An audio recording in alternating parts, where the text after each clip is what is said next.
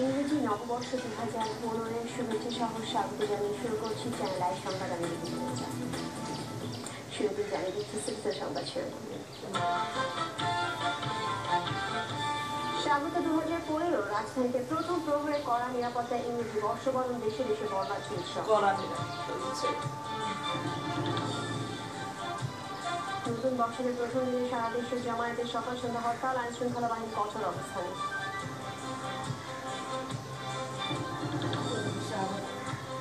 এবং ICC ranking এ test ও টি-20 সেরা allrounder Shakib, test ব্যাটসম্যানের তালিকা 23 নম্বরে মনির।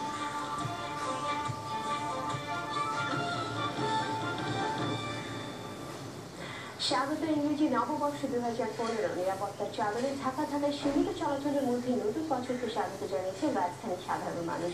পরিবারের সদস্যদের নিয়ে রাতের রাজধানীতে ঘুরে বেরিয়ে বর্ষবরণ করেছেন অনেকে। মোহাম্মদ আবু মুসাদ তেলা ভিডিও ছবিতে রেফন কাদের রিপোর্ট।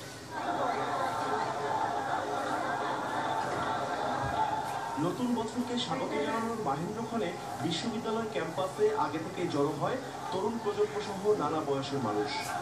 ঘড়ির কাঁটা উৎসব আমেজে 2015 বরণ শুরু। উৎসব আনন্দে বর্ষবরণ করতে আসা তারুণ্যের জোয়ার ছিল নাচে গানে মুখর।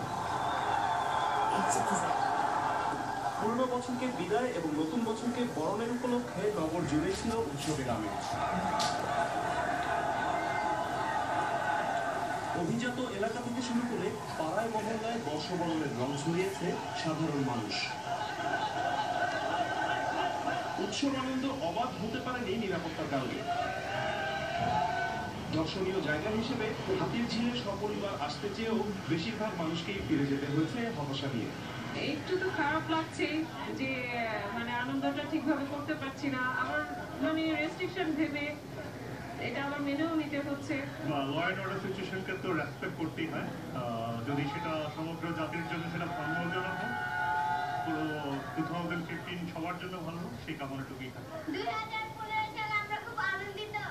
যদিও অনাকাঙ্ক্ষিত ঘটনা এড়াতে আইন শৃঙ্খলা বাহিনীর তৎপরতা ভালো চোখেই দেখেছে সচেতন নাগরিক। এটা আমাদের দেশের সাধারণ জনগণের নিরাপত্তার জন্যই সিকিউরিটি বেস্টনি। তো এরা কোনো ডিস্টার্ব করতেছে না, গাড়ি আসছে চেক করতেছে। গভীর রাত পর্যন্ত গাড়িতে চড়ে ঘুরে বেরিয়েছেন অনেকে। রেস্টুরেন্টগুলো বন্ধ হওয়ার কারণে, বিশেষ করে কেএফসি বা পিৎজা হাট এগুলি বন্ধ হওয়ার কারণে বাচ্চারা খুব তারা ডিসঅ্যাপয়েন্টেড। যে সিকিউরিটিটা যখন কঠিন হচ্ছে, তারপরেও বাচ্চাদের নিয়ে আমরা বেরোতে পারছি। এখন দেখেন, এখন অলমোস্ট আমরা 12:30, আমি কিন্তু আমার বাচ্চাদের নিয়ে বেরোতে পারলাম, তাই না? এটা পজিটিভ। আরেকটু যদি ফ্লেক্সিবল হতো আমাদের গভর্নমেন্টরা, সিকিউরিটিটা, তাহলে আমরা আরেকটু বাচ্চাদের নিয়ে এনজয় করতে পারতাম।